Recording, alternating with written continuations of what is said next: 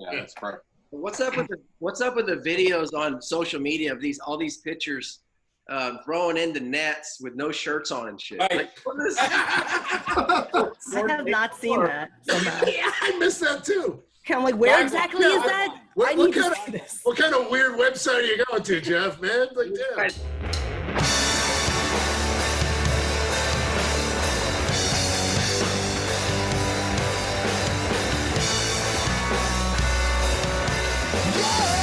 All right, ladies and gentlemen, welcome to the Roundhouse. I am your host, Chris Vitali. With us again, we have Mr. Jeff Frye to my left. Beneath him over here, you have Emily Nyman, the host of Breaking Balls, one of my favorite podcasts around right now. How you doing, Emily? Good. Happy to be here. Hey, happy to have you. Next to Emily, we have our returning champions, Dan Tiot. Ladies and gentlemen, how's it going, Dan? Player representative extraordinaire and little El Tiante. El Tiantito, if you will. Well, El Tiantito, there you go. Going on. Good to have you back, brother. Underneath him, we have Rocco Constantino, the BallNine ombudsman, if you will. What's going on, everybody? Athletic director at Santa Barbara City College. And the reason I've been sterile since I was 11, because that breaking ball hit me in the nuts more time than I can like to talk about. Next to Rocco Constantino, we have Kevin Kernan, America's most beloved sports writer, joining us from sunny Florida. And you notice my shirt. Tony Gwynn, Fred McGriff. nice? Oh, you can't go wrong. Nice. That duel. Nice. And Kernan's fired up today. I know that, so I'm excited for this one. So, ladies and gentlemen, The leadoff. welcome to the Roundhouse. And what a weird week this was. We had something that resembled baseball that started this week. Not exactly sure what the hell it was. Pumped in crowd noise, more strikeouts than hits. Ghost runners on second base. It was kind of like a weird, mishmash of stickball and wiffle ball and MLB The Show. So I don't know exactly what the hell happened, but we also saw Mookie Betts get a 12-year deal for $365 million. 12 years. 12 years. 365. Now, that brings up, just this offseason, I think Boris got his clients something like $1 billion total. I saw him at the winter meetings at the last night of the winter meetings. He's just standing there with the biggest smile on his face. Can't blame the guy. He looked like the Cheshire Cat. So I'd like to talk a little bit about these contracts, the length of these contracts. Like, even going back to A-Rod when he got the 10-year deal twice. Do you think it makes sense to lock guys up for that long? Do you think it's just the only way to do it now, the only way to keep a guy is to give him 9, 10, 12, 13 years? I'm just curious on your thoughts. Jeff, we'll start with you.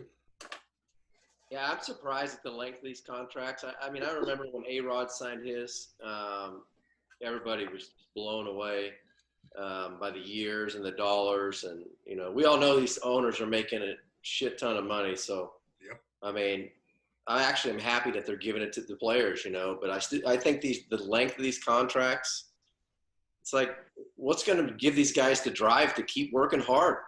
It don't matter what I do because they're guaranteed, which we fought over in the strike years. But, it's like, what's going to make a guy with $360 million in the bank keep working hard? I don't know. It's like, to me, they're too long, and not one of those contracts of that length has ever been worth it at the end.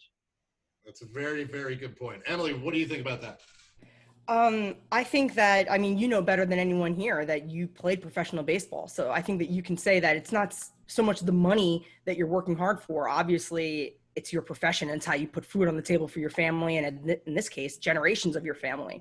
So I think that that it takes a certain kind of person to be able to get to that level and then sustain the sort of talent it takes to be there. So I think that we've seen guys make tons of money and they still try to bring it for all those years. And as far as the back end, you're paying for their peak, and you're paying for that this guy's going to be so good during his peak that it's worth having him on payroll for his 37, 38, 39 year seasons and just then letting him ride off into the sunset afterwards. That's absolutely right. I mean, you're seeing that with Albert Pujols as one example right now. I mean, Right. I've always loved Pujols. I mean, he was just I always loved the way he played. I just thought he was a professional hitter. I mean, when he was younger, he was a very serviceable first baseman. But yeah, like you said, I mean, you're paying for their prime, and I agree with that. And their milestones at the end. Exactly. And Dan, you are a player representative. So, I mean, I'm sure you would like to get one of your guys one of these deals, one of these Boris type deals, So, as a player rep, I mean, what do you tell your guys when they're coming up and they're making their way up through the minors? Like, do you kind of dangle that like a carrot in front of them? Like, hey, look, Garrett Cole just got 9 years, $36 million a year. I mean, the way, and I think I've talked about this before, and I tell people this all the time. I'm different when it comes to being a player representative. I'm there for the players. I'm there for their best interest. And look, they're going to get the money. It's like my dad has said to you many times. It's not like we're coming up to you with a gun to your head and say, you're going to pay us $36 million. The teams can afford it. The players get it. So like Jeff said, it's great that the players are getting it. This is what all these agreements have been through the years with the union and MLBPA. You're talking about the free agent time with Kurt Flood all the way till now. And every time there's been an agreement, it's really to help the players for their future. I just think that locking them in for that long is crazy. And what I try to tell my guys is, I think because I grew up in the baseball world. So, growing up in Boston, being a Red Sox fan, seeing my dad play there, the fans love you. The fans respect you. When you go there, you play all out. It's the cheers and the boos and all that is what gets you going as an athlete. And if they adore you, for example, a city like Boston, then you really don't want to go anywhere else. So I think that should be more important. The money's there and it's going to be there, but that should be a real reason for you to stay there. And I think we lose sight of that a lot. And these players are, well, this team insulted me because they're giving me $30 million, but then, Anaheim's going to give me $32 million, so I'm going there. And then you just fade away because Angels aren't even a baseball town. Yeah, you're right. There's just a lot to it. I'm right in the middle of it, and I understand, the contracts and the players, and trust me, this is what I do. So I want my players to get paid like that. But I also try to let them know and teach them there's more to it than that. You're going to get paid. The money's going to be, you play, you put up the numbers, you're going to get paid no matter where you go. Yeah. But there's the other added bonuses to that, where you're going to live, where your family's going to be raised, the community.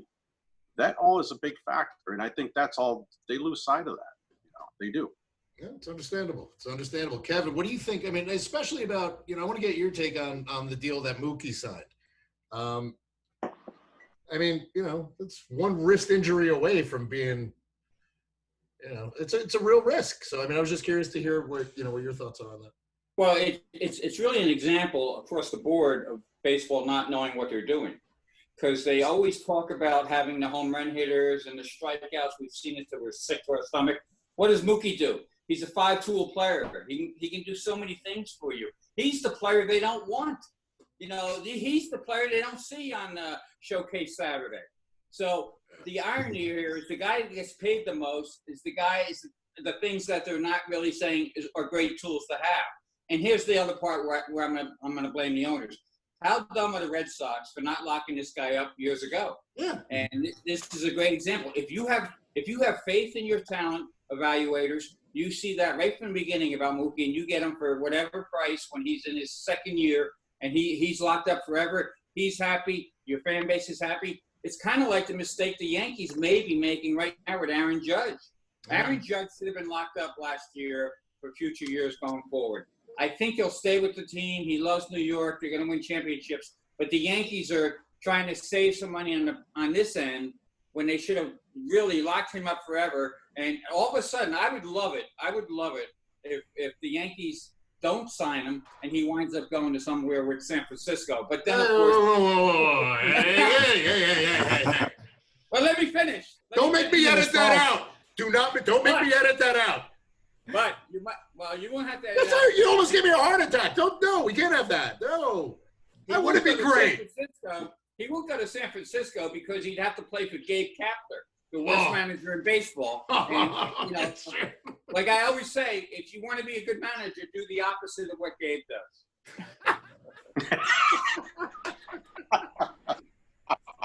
You bring up a good point because I watched a couple of those Dodgers Giants games and woof, yeah. Rocco, I know you're just sitting there waiting, but No, that's all right. you always have like the good dry humor about things. So I like to bring you in and ease you in. Ease me in. Ease it in. So anyway, I mean, like with your guys that play in college, do they have relationships with agents? Do you have like agents coming by, like kind of? No, that's not. Yeah, that would make you ineligible amateur-wise from the NCAA standpoint. So they got to stay away with that. But these guys see the contracts. They see the high-end contracts. They see the low-end contracts. They know what it's like. And there are, like I said, guys that play here that have legitimate chances to be drafted, make the majors, things like that. So they definitely see that, but it's still low on this level. But I like what Kevin mentioned there. And I think it's going to be a new trend that we'll be seeing more of these young players being locked up to team-friendly deals instead of, like you said, giving somebody like Mookie and like Emily said, a 12-year contract where the last 5 years of their contract, they're over the hill. That stuff's going to start going away, I think. And the more prudent thing is giving these young players that you believe in and have developed team-friendly deals that make everybody happy, when they're young. And it just puts the onus on the teams with their scouting and preparation to be sure, because if they start giving these contracts out, they give a couple bad ones to young guys that don't pan out, then they could hamstring themselves. Well, I agree with that. And I just checked that. I mean, the White Sox did that with Luis Robert before the kid had an at-bat in the major leagues. 6 years, $50 million. Is that a risk? Or is that just smart and a prudent thing to do, like what Kevin alluded to? Jeff, what do you think about something like that? A guy who hasn't played, before this year, hadn't played in the majors at all. That's a risk. Here's $50 million. The Phillies did the same thing with Enjoy. The Phillies did the same thing with Kingery. They did. The contract he got so far? Kingery? Yeah. I'm going with no. They just lost 2 out of 3 to the Marlins. So. Yeah. Who's the guy that the Astros locked up a couple of years ago? First baseman. Before he ever played in the big leagues, he played about half the big leagues. No. Was it Gurriel? No, American guy. Oh, first baseman. Yeah, he was like Simmons, or I forget his name. Anyway, I try not to watch the Astros if I can help it. It wasn't a big deal, but I mean, the Rangers locked up Ruth Odor early. How's that turned out? Yeah. So some of them work out, some of them don't. I think it's absurd to give anybody a multi-year contract before they step on a major league field, first off, because you don't know how they're going to react. Some people get the bright lights and they can't handle it. And it's, it seems like this guy's going to be a star for sure. So let's give him this money. And then he doesn't turn into anything.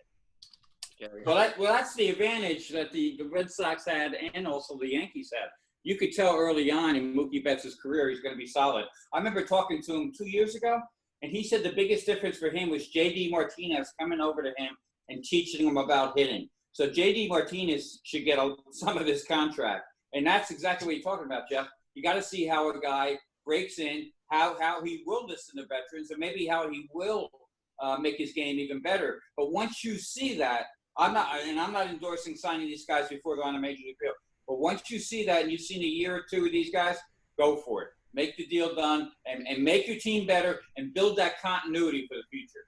But the Major League Baseball Players Association discourages agents from getting these deals because, if this guy turns in to be a stud and the team has these 2-3 option years on this guy, he's going to be way underpaid. And they're always bumping up the average annual value of contracts. And so, Acuna is a perfect example. They didn't like the fact that he signed and the second baseman as well, long-term deals. Mm-hmm. Yeah. They weren't happy about the Acuna deal. Yeah, it's a much lower risk for a Major League Baseball team to try to sign these guys to 7-year AAV deals. Even if it doesn't pan out, because if it does, they're saving themselves potentially $10 million a year in salary, and they have until he's 30, and then it's like, all right, now you can go be a free agent. Good luck. Yeah. I mean, and I think that benefits a team like the White Sox. It's not like the White Sox are strapped for cash, but I mean, with the thing like Luis Robert, I get it. I mean, the kid is projected to be a stud, and I paid attention to his career in the minors, and the kid can play, but like Jeff alluded to, who the hell knows what's going to happen once you get on? I was going to say once you get on there, with the fans screaming and booing at you, but that's not happening this year. So, but never know. Projection is one of those things that I personally can't stand. You don't know what a player is going to do and how well they're going to perform. Like Jeff said, playing in Boston is totally different than playing in Anaheim. It's different than playing in Houston. If it's a player that's pretty thin-skinned, he's not going to survive in New York. He's not going to survive in Boston. May not survive in Chicago either. But you put him in Anaheim, you put him in Oakland, the guy's going to light it up. So to me, I've never been a big fan of projectability. And in the case of somebody like Mookie, you already knew what you were getting in him in the first and second. You want to take a shot? I wouldn't have been opposed with locking him down earlier in his career for that reason. But when you've never set foot on a diamond in MLB and you light it up in the minors, there's no way in hell any player should be locked up for that much. And that's coming from me. And trust me, I'd like to get it done. But I look at it different. I like to do things right. And there's a right and a wrong way to do it. And I just don't find it doesn't sit well with me. It really doesn't. You never know what that kid's going to do. You have to adjust. Every year you go through the minors, you adjust. You start an A-ball, you can crush that fastball. You can do this. And Double-A, kid's coming in with a nasty slider, a second, and an out pitch. Now you got to adjust to that. If you can't hit it, you're not moving up. Yeah. And if you do learn to hit and adjust to that, then guess what? You're going to move up to Triple-A. You're going to move up to the big leagues. There's guys that light it up in the minors. When they come to the big leagues, it's like deer in headlights, and they don't know what to do, and they don't have a good career. Yeah. So every step is a different adjustment. So to me, it doesn't make any sense. Yeah, I agree with you. And Kevin, you wrote an article in one of your columns recently. You wrote that a scout, was it a scout or Jack McKeon? Somebody told you that like some of these kids that are getting these huge signing bonuses, early round draft picks, they're just no matter what, okay, you're starting short season A, you're moving up at no matter what, and they're not getting that, they're not getting that kind of development anymore. And bonus babies. Yeah. So they're moving up. You know what? You had a shitty season in Double-A. Well, we're moving you up to Triple-A anyway because we paid you $2 million. Yeah, it was a scout. A scout told me that, and what it does is it slows down your other development of people because they know this guy's getting moved up no matter what. So you better be right on your decisions. But again, it's everything everything is. I came up with an expression today, and I want to make it stick. Okay. It used to be over managing. Now it's over nerding. It's ridiculous. You see it with pitchers. You see it with the way they're presenting everything with the players, how to approach the at-bats. Let these guys play. Get the athletes in the game. Make some things happen. I'm sure we're going to get to it later, but the Manfred rule with the runner on second base, they all do these things because they can't play baseball. Sliding into third base, trying to steal third base with nobody out and being out. It's the game has gotten away from the game. As stupid as that sounds, the game has gotten away from the game. And that's where we're at right now with baseball. That's understandable. And Rocco, another, I don't want to beat the contract thing into the ground, but, you're a Mets fan and you're saddled with that Cano contract now. Right. That's the ass end of that contract, and you're stuck with it. That's all Brody right there. That's your man. So, just strictly as a Mets fan, how do you feel about having to take that on and giving up Jared Kelenic that, is apparently a future star in this league? Right. Well, I feel terrible as a Mets fan, obviously, watching him roll into double plays and jog down the first base line. But you know, it's the problem I have isn't with the contract. I think players should get as much money as they could, and if the owners are willing to pay them, let them pay them. But my problem is with the Mets and the Wilpons, and hopefully this is changing when they dole out, or not that they gave out that contract, but when they have an albatross contract, that makes them less likely to spend money. So that's always kind of my issue with the Mets. It's not so much, you know, that the contract itself is frustrating. It's that they're in the biggest market in baseball, and they let these contracts, even though, you know, and they'll sit there and lie to the fans and say it's not the case, but, you know, they sit there and let these contracts determine, you know, their future free agents and stuff. But they let Zach Wheeler go. There's a perfect example. Because of the money that they Zach Wheeler. Oh, yeah, I know. I think that Cano contract, though, that they don't get Diaz without taking Cano. The Mariners kind of put that on them, and they were going after Diaz because they're thinking, okay, we have these stud pitchers that get us through 7 innings, and then we bring our bullpen in and they shit the bed. So we'll take on Cano, and we'll have Diaz, who's only 25 and has a high ceiling. But what happened last year when anytime Diaz got in the game, he shit the bed. I mean, so it's like, did that backfire? I don't know, man. But then we have that hindsight bias. It's tough to get into. He did in the opener, too. He gave up a home run in the opener, and I was talking to a pitching coach today about it, and they say he had Ozuna beat with a slider, but he outthought himself, and this may have come from the nerds because he looked right in the dugout afterwards. And then he threw a fastball in the outer half, and the outer half fastball was hit over the fence. So that's you know. So Diaz is right back where he started last year. Yeah. And don't forget one other thing, and I'll let the other guys weigh in. Brody also was Cano's agent, so he's taking care of him on both ends. Yeah, exactly. So, I mean, is that a conflict of interest? I mean, like, Jeff, I mean, what would have happened if one of your agents, like, you know, decided to be GM of, you know, say the Rangers or the Blue Jays? Like, you know, I mean, if you're playing for your ex-agent, is that, like, would that be weird? Like, I mean, I don't know.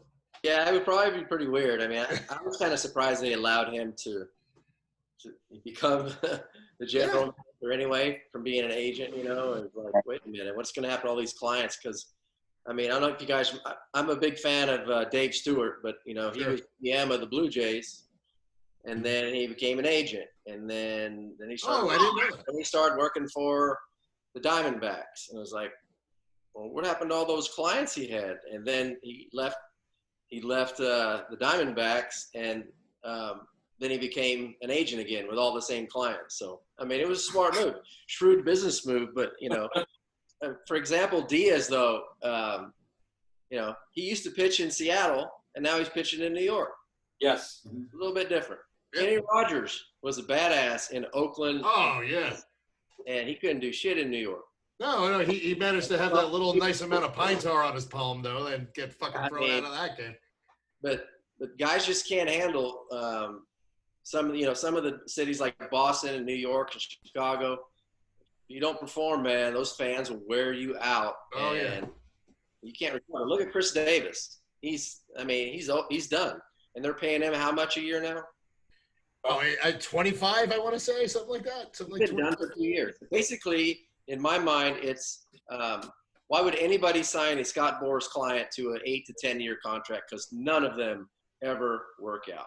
I mean, everybody did, you know, this offseason. I mean, who were his clients? Cole, Strasburg. You think the Padres are glad to have Machado for whatever he signed for right now? I think they're less happy to have Machado than they are to have friggin' Eric Hosmer at this point. I mean, Scott Boras, Eric Hosmer, Scott Boras. But Machado doesn't even look like the same player. He was one of the top players in the game, hands down. He looks like maybe just slightly above average player to me now. And he was the freaking stud. He was like maybe the top 2 or 3 player in the game. Yeah, I mean, as a Yankee fan, I mean, I hated him in the AL East. I was like, fucking Machado all the time. And then he goes out there and he just like he got paid, and that's it. You know, he's like, fuck it, I'm out. That's a tough place to hit too. So I remember when Juan Gonzalez was with us, and the Tigers offered him like 8 years, $140 million, and he turned it down. And we're like, what is wrong with you? And I don't want to go to Detroit. He's like, you should get on the fucking moon for $140 million. What's wrong with you? And he didn't. And then he signed like 1 or 2 2-year deals, and he was done. Yeah. Juan Gonzalez, man, I forgot. He was a hell of a player, man. He was a hell of a hitter. Oh, he was incredible. Yeah, man, that was, jeez. Just reminiscing.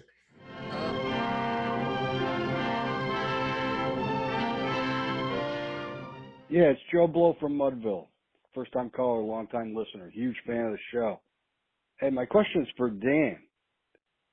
I mean, like, we could talk about contracts on the Red Sox forever, and Castillo and Sandoval are low-hanging fruit, but I want to know, like, how much would your dad get paid if Carl Crawford got that big contract from the Red Sox, and do you think your dad would have performed better under that contract? I'm sure he would have. Thanks. I'll hang up and listen. Bye. Wow. Let's just say my dad's best contract, I think, was the Yankees, and he was getting about $150 a year.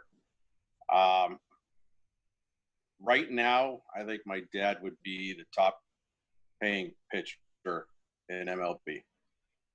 Just because, so I don't know what, I mean, he'd be in the 25 to 30 range. I think so. Yeah. I mean, if he was still with the same makeup that he was back then, don't forget, the game's changed so much. You know, so, I mean, these guys don't pitch complete games anymore. They don't pitch every four days. So the system's changed. But if he was in this system, with the makeup he had back then, yeah, I'd say about 30 a year would be pretty good. I mean, I'm convinced. Would he play? Sorry? Would he be the same? Knowing him, yes. But it's hard to say because, you know, obviously you're not getting $30 million a year. How is your work ethic going to change? But he's always been that kind of a look. He's going to be 80 this year, and he's still competitive. I know. We were watching. We were watching one of his games back in '78, and he was yelling at the TV, swearing at himself. Ryan, I'm sitting watching with him. I'm like, dude, are you okay? Oh, I'm fucking done that. I'm like, all right, well, that was 1970. I think it was 78 or something. I'm like, it's all right, it's okay. So he's still competitive. I mean, he's always been that way. So yeah, I don't think he'd change much. Yeah, I mean, I can't imagine anybody would be able to get a hit off of him now. I mean, you know, like basically, I mean, what your dad had something like it was like, you know, if you know, between all the arm angles that he would come from, turning around, looking up at the sky, looking into center field, and all of a sudden the ball comes from here, and it's like it hits the black. Who the hell is hitting that now? Who are the guys that now that are going to hit that? Maybe LeMahieu, you know, maybe guys like that. I don't know. I mean, if you watch the season, the first game of the season, it was Cueto pitching. Cueto, I texted Eduardo Perez. I'm like, dude, I feel like I'm watching that on TV right now. And the hesitation, everything he did. I mean, he had all the hitters off balance. Yeah. All of them were off balance. Yeah. They can hit. And they took him, and Gabe Kapler took him out.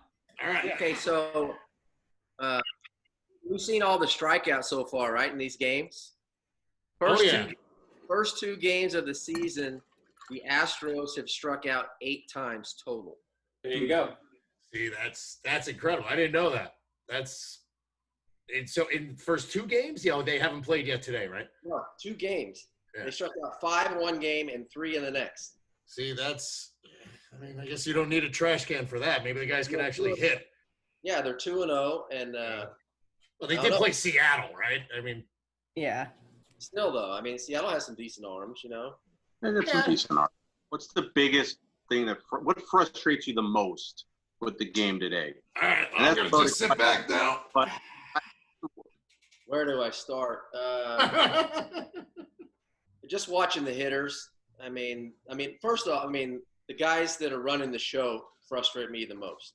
The guys, the data analyst guys and I think they're influencing the hitters into becoming different types of hitters to where don't worry about shortening up with 2 strikes. We don't want you to hit some weak ground ball in the infield anyway. Just keep your normal swing and try and drive the ball, even with 2 strikes. And I think hitters are listening to them. And, we've seen what's happened. They either strike out, hit a home run, or walk. I could barely stand to watch it. I just don't see very many professional at-bats where a guy gets down 0-2 and, next thing you know, a guy's on his 10th pitch and he fights one off the other way for a hit. You just don't see that anymore. It's like they don't care. I'll strike out. They don't even look pissed off when they strike out. No, they go in the tunnel and hit my back. It's friggin', the tunnel in Fenway. You've been in Fenway. Yeah. The tunnel down the dugout. Yeah. I guarantee you there's some friggin' dents in that friggin' concrete from me beating my bat to a broken half and splinters from striking out. Yeah, they don't show any emotion. They show zero emotion now. It's watching a game. It's just robotic, is what I tell people. You don't see the anger. You don't see the joy isn't there. They hit a home run, great, and I don't know. It's crazy, but I kind of figured that was probably going to be your answer, starting from the very top. Yeah. Computer guy. You know what? Let's stay on this. Emily, what bothers you the most about MLB I definitely agree now? I agree with Dan in the fact that there's no emotion in the game.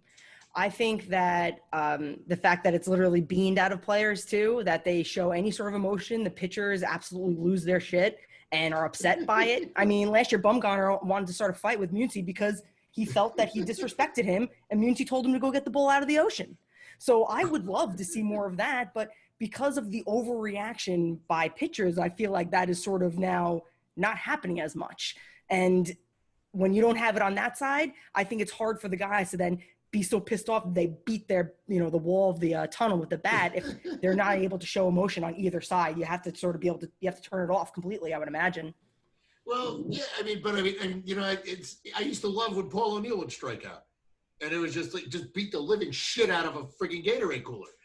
Just for no good reason. It's just that poor Gatorade cooler was there, and he would just beat the living hell out of it. And, you don't see that anymore. And you don't see that emotion anymore. Rocco, what do you think about this? Because I know you know more about vintage baseball than anybody I know.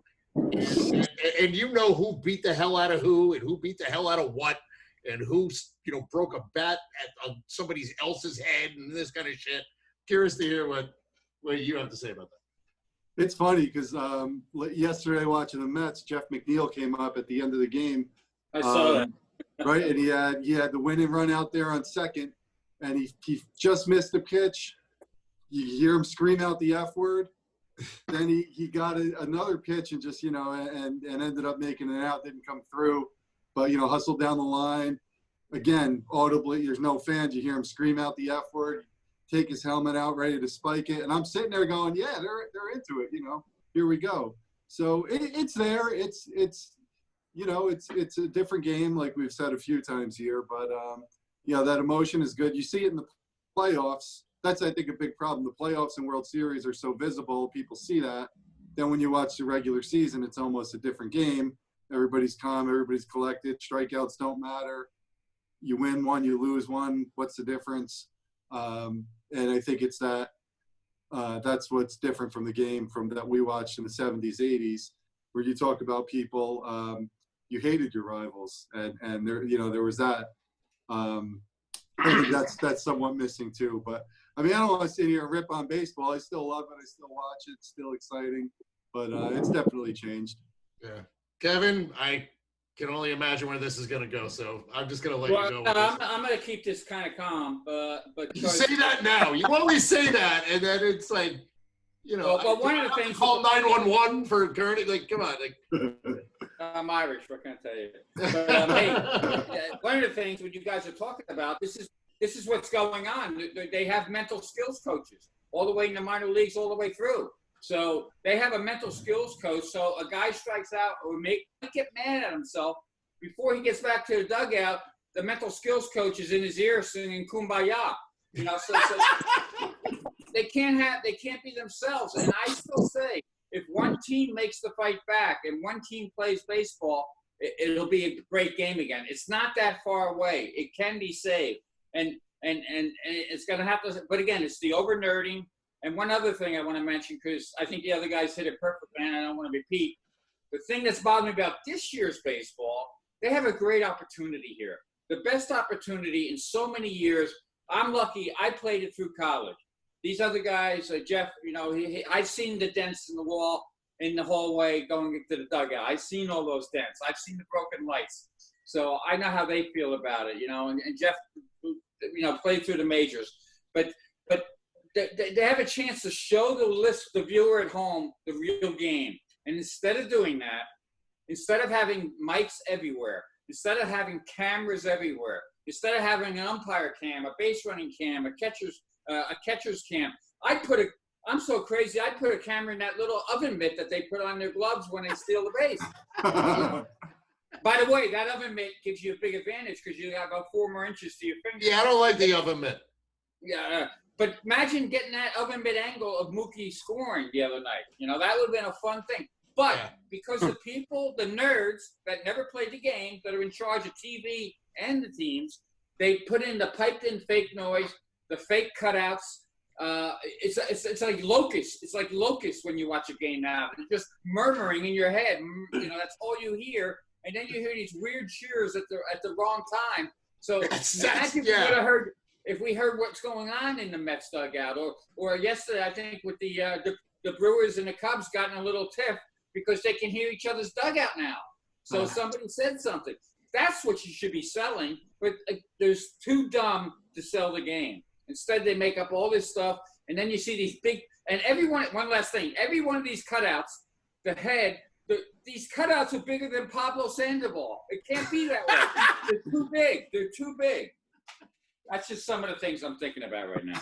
Oh, my God. Sandoval's huge, by the way, this year. He's the number 4 hitter opening day for the Giants. He looks like he ate Pablo Sandoval.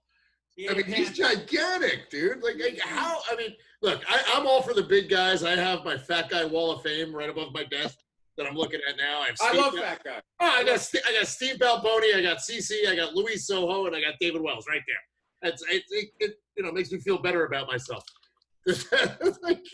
But Jesus Christ, man, I love those big guys because, you know what, Steve Balboni, I don't think he had an oblique. So these guys, they're not getting hurt. Greg Luzinski, did he ever get hurt? Look at it. But Balboni wasn't fat. He was he was big boned. If you're gonna do some fat guys, let's be honest. Let's get him out there. Rich Garces. Oh my God. Papa. Who I love him. He was a great team. Rich Garces? Great. Oh, you played with him. Bartolo Colon. Well, that goes without saying. He's over there, actually, too. He's up on the wall over there. I pretty much have my walls littered with fat guys. Cecil and Prince are both big guys. The crazy thing about Prince was, didn't he go vegan for a while? Which, I don't know if that meant he was eating vegans, because... I don't know. He was that was a big kid. He's a big kid for being a vegan. But he was hitting bombs when he was 12 or something, right? He was hitting bombs out of Yankee Stadium or something. When he was taking batting practice. Yeah. When I covered the Padres, I came back from a game, done writing about 2 a.m., getting the elevator, and who comes in? John Kruk comes in carrying 2 6-packs and 3 pizzas. My favorite. So, yes. There you go. I have a John Kruk ball in the case just because I love fat guys. What do you want from me? It is. That's baseball. Kruk had one of my favorite lines ever when he was interviewed, and he just said, "I'm not an athlete. I'm a baseball player," and that's why I love the fat guys. Look at Williams Astudillo now. He's a little fat guy, and he's insane. The guy never strikes out. The guy never strikes out. He can't do much of anything else, but he never strikes out. So, I don't know. I'm a big fan of the fat guy in baseball. They can't all be fat, but, the fat guy with more pizza and less mental skills coaches. I'm with you. Rocco, I know you like the fat guys in baseball, too. So, I know you got something that you want to say about this. You probably have. I was just going to ask if you had any Hippo Vaughn stuff hanging up over there. That's a little harder to get than you think. Well, you can at least go for some Terry Foster then. I could do that. Old Braves pitch. It's a little cheaper for you. That's deep, right? I remember him. I mean, you know what? Screw it. Why not? Let's go around. We'll go around this way. Jeff, you first. Who is your favorite fat guy baseball player? Oh man. Doesn't have to be a teammate. So you don't piss anybody off. You can just. Can you come back to me? Because I know I can. I absolutely can. We'll start with Emily. Favorite fat guy baseball player? Probably Bartolo Colon. That's understandable. I mean, he lasted for so long being so fat. It's unbelievable. It's yeah. I mean, like how, yeah. He wasn't that bad. Yeah, but he was never like, I mean, Diesel he certainly when he came wasn't up. definitively Like, shape for a professional athlete. He was just big boned a little bit, but he was 100. And yeah, you know. I mean, you play for 20 years, you're bound to put on some weight. Yeah. You should look at the slow-mo of his home run swing. It's not that pretty. I mean, some of the spreads that when I first came up, you couldn't eat. Now they have chefs in there, so obviously the food's better. So how's the guy Obviously. stop from becoming fat? Dan, favorite fat guy baseball player? Tough one. I know. I loved watching Garces play. I did love watching. Who's the? Oh my God! I'd say Garces is probably the guy that I liked. Garces, Rich Garces. So we have another Garces. Kevin, you've seen them all. Favorite fat guy? Yeah, Emily made a good point there with Bartolo, and I'd hate to call him fat, but he was towards the end of his career. He was big, but without a doubt, the best was Tony Gwynn. I knew that's where you were going to go with that. I knew that's where you were going to go. Tony was he worked so hard at what he did, and he was so locked in. But like many of us, he liked to eat, so I can relate to that. So that's why I don't call him fat. I just call him large. And Tony was a joy to watch, a joy to be around every day to talk hitting with, he would definitely hit 400 this day and age. I agree with you. I mean, that blows my mind that you just, I mean, even said that you were just able to hang out with Tony Gwynn every day and talk hitting. It's like, what have I done with my life? Shit. Talking to us. I run a little baseball site. Jesus. Well, I also had to talk to Sean Abner, and so that doesn't balance anything out. You still got to hang out and talk to Tony Gwynn every day. So, Sean was fun, but and also Benito Santiago was fun. Those Benito Santiago is like one of my wife's favorite players for some reason. I don't know why. I mean, I think she went to med school in San Francisco and said, she's like, oh, Benito Santiago. I'm like, how the fuck do you know who Benito Santiago is? That's pretty good. They're like, all right. The great thing about Benito now Marry is me. His catching style is coming back, where he was on his knees, because he could throw better. So again, that was the individualism. I think that we're all talking the same thing here. We each love the individualism in the game. We don't want robots. Yeah, I agree. Rocco, fat guy. I like the fat pitchers, and I'm going to go. I'm going to go Sid Fernandez. I'm going to go Sid Fernandez on that. I mean, he was good, El Cid, and that curveball and the movement he had, the way he used that fat to hide the pitch and coming at you at a weird angle. He was tough, and he was really fun to root for. And more recent times, I really liked watching Jonathan Broxton pitch. I mean, he was, because Sid, you go back and look, he probably wasn't as fat as you remember him, at least that I think. But Broxton was pushing 300, if I remember, and he got big. He was always in Broxton got big. Yeah, he blew up, man. He did. Yeah, and there was that short window where he was just pushing 300, like an offensive lineman out there throwing BBs up at home plate. And then, of course, you just start thinking of guys, Babe Ruth, Kirby Puckett, some of the other heavy guys like that. The That was going to be my answer. Was Kirby Puckett? Sorry, I thought everybody went. It's all right. No, it's all right. No. We still have Jeff and me, but fuck me then. Now I got to think of somebody else. Go ahead. No, man, those guys are all great. I mean, like Jeff, are you ready for your fat guy pick? Yeah, now I got like 5 of them. All right. Bill Madlock. Yeah. Oh yeah. Brian Kernan. Holy shit! I forgot about him. David Wells. Oh, Wellsy, yeah. Wellsy. I guess Big Daddy Cecil. Yeah, But, that has to be. You know, I played with a pitcher named Terry Matthews, who actually passed away, unfortunately, but he had a really bad get up, and we called him the pear. The pear. He was shaped like a pear? Yeah, unfortunately. But he threw like 95, so it didn't matter. Yeah. Well, I was going to go with Kirby Puckett, but now I don't know what the hell to do. So I still do love Kirby Puckett. And, you know, I mean, he was one of my favorites when I was younger, man. And he was just – I couldn't believe a guy that size. And it's not like he was tall. Kirby was what, maybe 5'11"? Like, no. Not even? No. Shorter than that. Shorter? Was he really 5'9"? Yeah. It's, you know, I am lucky enough to have a couple signed Kirby Puckett things, which I think is cool, man. Those are like kind of the jewels of the collection because I always love Puckett. But Gates Brown. Gates Brown, Tigers, yeah. Oh my God, yeah, Gates Brown. He was a big dude, and you know, so I mean, it's just I don't know how we got on that, but there you go. So in any case, you know, we'll start to wrap it up, and I would like to talk a little bit about this crazy weekend that we had. What you saw, what you changed, what you don't want to see. I don't remember the last time I fell asleep watching a baseball game, but it happened this weekend.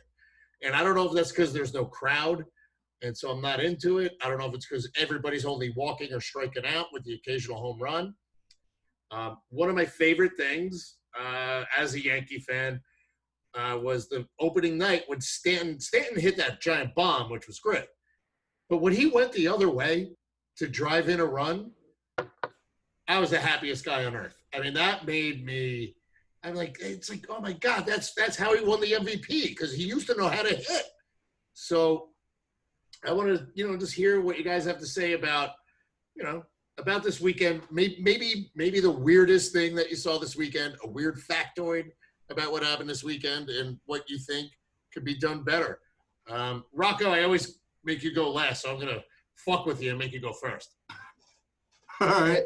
Well, one thing I did like for this weekend, again, watching the Mets game yesterday, late in the game, 2 outs, Nunez on first base, and he takes off first pitch stealing. And Nunez isn't a base stealer. He's early 30s, single-digit steals, but it made me happy to see that, you know, like we were maybe expecting, teams are going to play a little bit more old-school baseball here. So Nunez goes up, first pitch. He's got a side armor, catches him by surprise and steals second.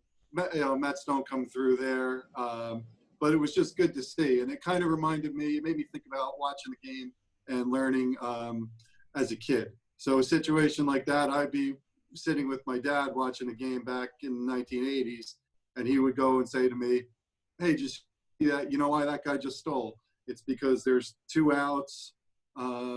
You know, a rookie was up at bat. I forget who was behind him, but they're taking a chance on a steal and a hit. And, you know, a successful steal and a base hit is more likely than 2 hits, and that's why they stole. And yeah, I get a whole explanation there. And that's the kind of stuff that hooked me onto the game as a kid. I'm sitting there with my dad, my uncle, watching the minutia of the game and the little details and the nuances, and have my dad explain them to me. And then, of course, I would explain them to my younger brothers and be able to watch games and learn. So I'm hoping that at some point, somewhere around the country, some dad was watching that Mets game with his son and said, hey, that's why Edwin Nunez stole that base. Or that's why the Braves put runners in motion in the top of the 10th, things like that. I like it. And what was the worst fucking thing that you saw? I want to say Edwin Diaz giving up that home. I knew it. But I mean, he, you know, I'll give him. That's why I asked. I'm sorry, I had to do it. I'm an asshole. I can't help it. he looked sharp. I do want to give Ozuna credit on that. I mean, he was a little off the plate, and he went with it. If Ozuna went up there trying to pull that, that's an out.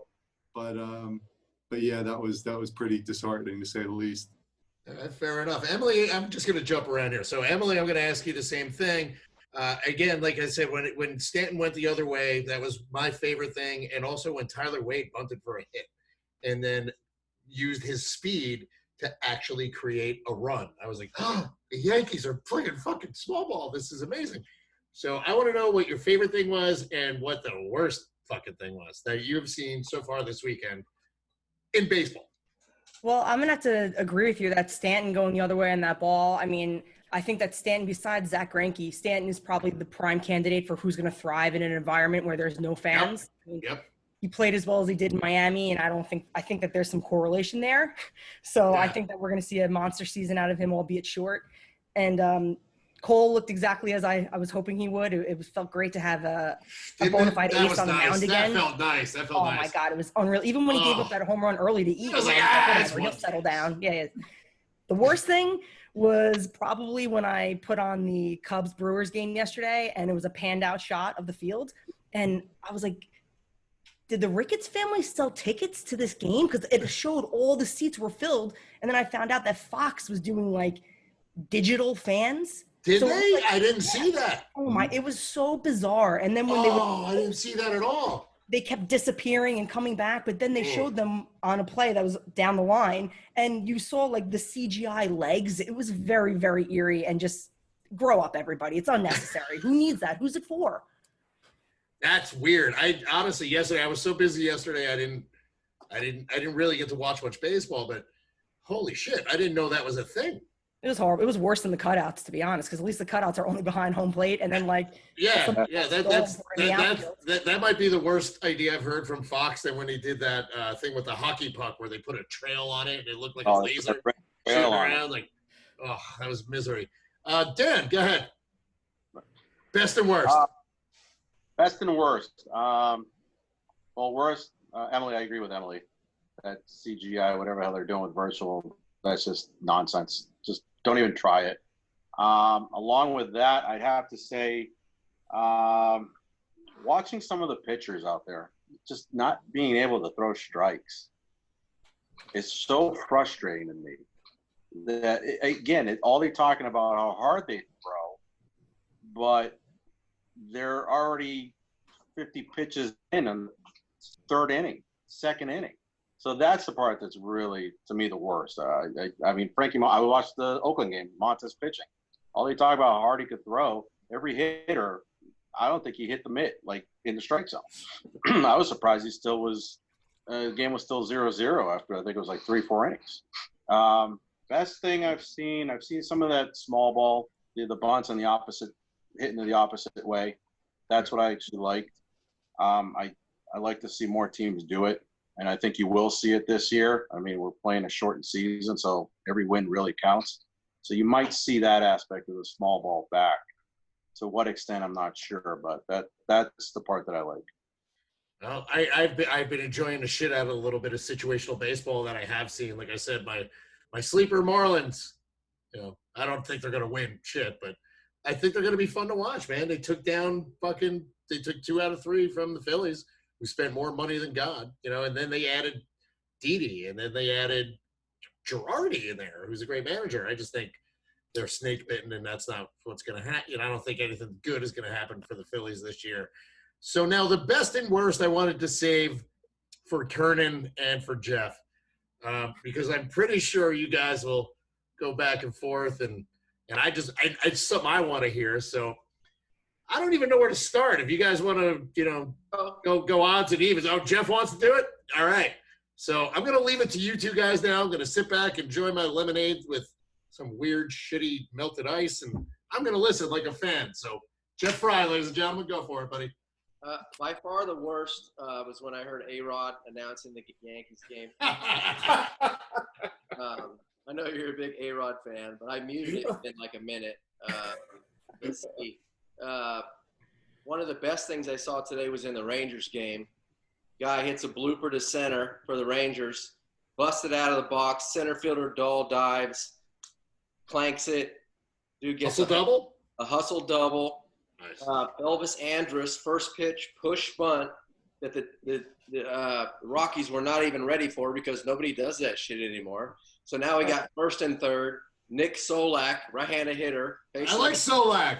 Goes 4-hole, ground ball to right field for a base hit. I'm like, now we're playing friggin' baseball. Yeah. And also in that same game, Rougned Odor comes up with 2 outs, losing 4-2, and tries a drag bunt with 2 outs. Uh-oh. And is out. Catcher made a good play, but it's like, you got to know when to do it. Like, he bunted yesterday late in the game for a hit, but with 2 outs, if you're not a base stealing threat, you don't bunt.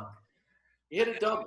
Yeah, I'm not a big fan of the 2-out bunt. Like, know the situation. I mean, I'm glad that he's actually trying to think his way through the game. I think he is a talented player, but that's just not the right situation to do that, you know? One thing I did hear was that one of my followers on Twitter is Kevin Franson. Oh, yeah. Right? Phillies. And so we've kind of developed a friendship, and I said, man, and he does, I think, the radio for the Phillies, right? Yeah, Phillies. Yep. Heard that yesterday he dropped a "She Gone" on the radio. No way, really? Yes. He told me he was going to try to do it. And somebody told me he did it, but I haven't heard it yet. So No way. yeah, way to go, Kevin France. Nice. Kevin, come on now. I know you're going to go. I saw Kevin. You know, and I might need to refresh my beverage once you start going. So go for it. I saw Kevin in spring training, and we met for the first time in the Yankees, outside the Yankee clubhouse, and we went on for about an hour, both of us. So I know exactly where he's coming from, and he's a great announcer, really loves the game, and She Gone is going to be big. But the best thing is easy for me because I saw DeGrom. DeGrom still does DeGrom things. You know, 3 years ago, 3 years ago, I was talking to him about the launch angle baseball, which I call LAB. I know. You wrote about that in your column this morning, I know. I did write about it, and that's why I led with it, because so we were talking, and I said, you know, I don't know why. I told him, and the good thing about DeGrom, he's pretty basic. He listens to Simple Man when he comes on the field. His dad was such a great athlete that he'd be bored in softball games when he played center field. He would turn his body to the back and have his, you know, he'd have his backside to the hitter, and then when the ball would hit, he would turn around and go get it. That's how good he was. So that's where the athleticism comes from. So I said to Jake, you know, I noticed you're pitching up. He goes, oh man, I love launch angles. I love it. And he goes, they can keep going higher, and I'm going to go higher. Since he's done that, he's won 2 Cy Youngs. He's going to win a 3rd this year. No doubt in my mind. You know, you're going to have both New York guys winning Cy Youngs. It's pretty obvious. And the fact, too, that he doesn't let anything bother him. The fact is no fans. You know, he basically does his job, no complaints. He's the perfect teammate. And that's great to see. And I think the Mets can ride that wave. So I think these fans will be happy about that. I don't even – the worst thing by far – and I agree with Emily. I saw that, and I said, what the hell is it? Is that the Simpsons in the outfield? I thought it was the Simpsons. It looked like a segment from the Simpsons with all these people getting up, you know? And but the worst non-TV thing is the base running. It's still atrocious. I watched way too much baseball over the weekend because I wanted to do a good job on the column for BallNine, and I watched every game I could watch. The Dodgers got thrown out running in the 4-out. Oh, terrible. I know. Terrible. Bonifacio gets thrown out over sliding third. Yes. The head first slide is one of my pet peeves because it's not the Pete Rose head first slide. Yeah, I was just going to say, unless you're Pete Rose, I was like, unless you're Pete Rose, fucking slide like a normal human being. Sorry. Pete came in with a purpose, like, if you're in my way, I'm knocking you over, like he did to Fossey. Yes. And, yeah. But these guys they all want to be buddies. They all want to, you know. And so it's always like grabbing the base. It's like sliding in the home now. That's swim move, that swim move with the slap tag, going with your feet, and you get there quicker. So with Bonifacio getting thrown out at third base, and then they pan to the dugout where the manager Davey Martinez is standing there like a zombie, Yeah, I want Billy Martin back. I want somebody to get in his face and say, "Hey, this is why you haven't been in the majors since 2017. Let's go. Get your head out of your ass. Let's go." And where did Bonifacio come from all of a sudden? Well, they got the added roster, so they could use him for a pinch runner. Nothing worse. And this goes back to my a pinch runner who can't fucking run. Come on, man. Well, my daughter played college softball, and she was very good. But she led the team in home runs and all that stuff. She was a good base runner, but because she was larger girl, not big, large, just tall. They would always put a pinch runner for her, would invariably get picked off. So my point with pinch runners is if I was on that bench or if I was in that dugout, I don't care about social distancing. I'm getting in that guy's face to say, hey, we won a World Series doing the little things right. Let's go. And I think that's the biggest problem. The players are not taking responsibility for the other players. And that's one of the reasons why I like Judge, because I know Judge has already talked to a lot of his Yankee teammates about, hey, let's do the right thing. Let's not go out. Let's not go out at night and get ourselves where we lose some people to COVID because they get exposed. So I think that's what has to pick up in baseball. The nerds are going to be there. You have to beat back the nerves by being strong baseball players. Yeah, but how do you beat back the nerds? And how does I mean seriously, I mean, like you said, I mean, like Patrick Corbin. I only caught the last 5 innings of the Yankee game today. But Corbin looked like he was rolling right along, mowing people down. It seemed like, he sat down the first 9 guys in order, which I missed. So Obviously I didn't miss much. But, it's kind of what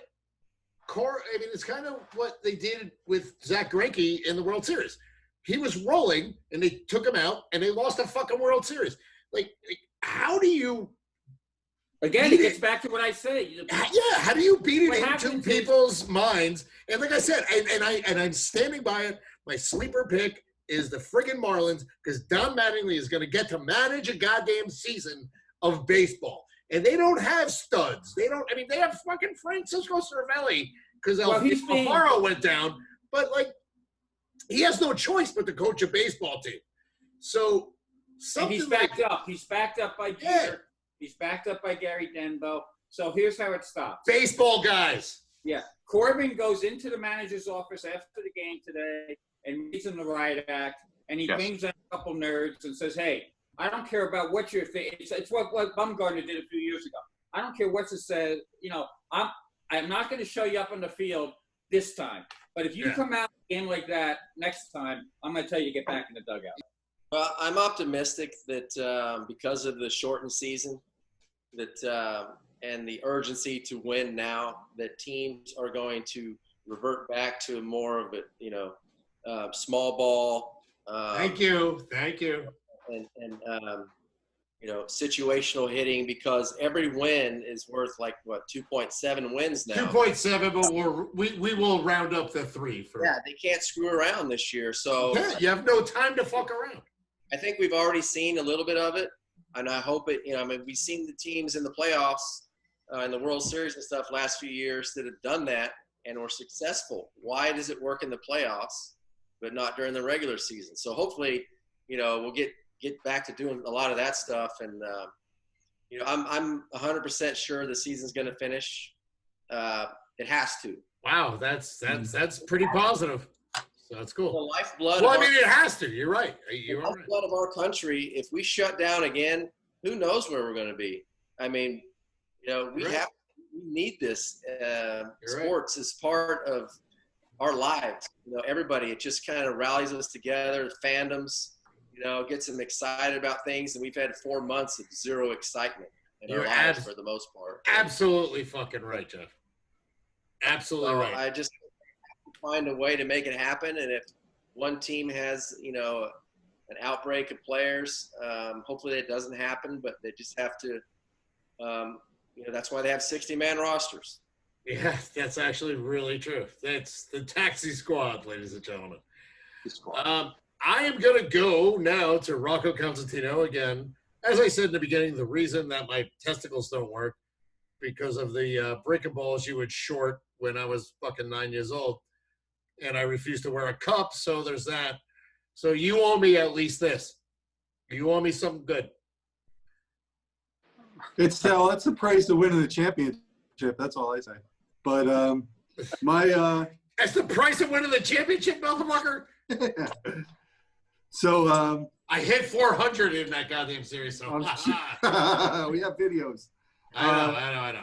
My testicles are not pleasant. So you want me to run down some things for you here? Yeah, all right. Ladies and gentlemen, we are bringing in the BallNine Ombudsman, Rocco Constantino, telling us where we all fucked up. And I know you love this shit. So go ahead. Oh, absolutely. Well, I wouldn't call it screwing up, but just some clarifications. We got Scott Kingery's contract was 6 years, $24 million. He got that with 0 years of service time. Phillies thought he was going to be a big thing. That was brought up. That Chris Davis contract was 7 years, $161 million. What? And it's being paid out through 2037. So it's a Bobby Bonilla type of contract. The person Jeff mentioned was John Singleton with the Astros. Yes. He got 5 years, $10 million before he ever played a game. Never panned out. Kevin, I got this for you. Did a search of 17,000 newspapers. There was never a mention of the word over nerding, either hyphenated or as one word. So you got that. You're the first one there. Steve Balboni was 6'3", 225. That's pretty svelte to me, not a fat guy. Rich Garces was mentioned a couple times, 6 foot 250. That's Jesus Christ. That's a fat guy. That's a fat guy. Kirby Puckett. Puckett was 5'8". Oh my God! Don't really? know what his weight was, but we looked it up. 178. 178. That's horse shit. There's no way. As a rookie, maybe 84, 85. I'm like 5'10", like 180. There's no way. The Kirby Puckett was 178. I think I'll end on this with Jeff. Your nerd from playing in Boston in '98 might have been either Edward Kenny or Wayne Britton. Those were a couple front office guys. One of those ring a bell, or would you rather not say the name? No, I knew both those guys. Eddie Kenny I really liked, but it was a different guy than her. I think I might be able to find it. I'll tell you. He's still working right now, I think, with the Baltimore Orioles. And I know. Eddie Kenny. I know he said Eddie Kenny and Wayne Britton, but this guy's name was Kent Qualls. Qualls, yes. Yes, that's who it is. Kent Qualls? Shit from Nola, I promise. Took Baltimore. Still is. Nice. So that's all I got. And I will say my thing that makes me optimistic is players like Fernando Tatis out in San Diego. That's a guy that could capture the imagination. Kids will look up to. And just that guy has fun playing baseball. And that's what we need, that uniqueness, somebody out there enjoying it, give that fans a positive experience. Ashamed of you, Tiant. You can't say the Yankees. Red Sox blood and say the Yankees.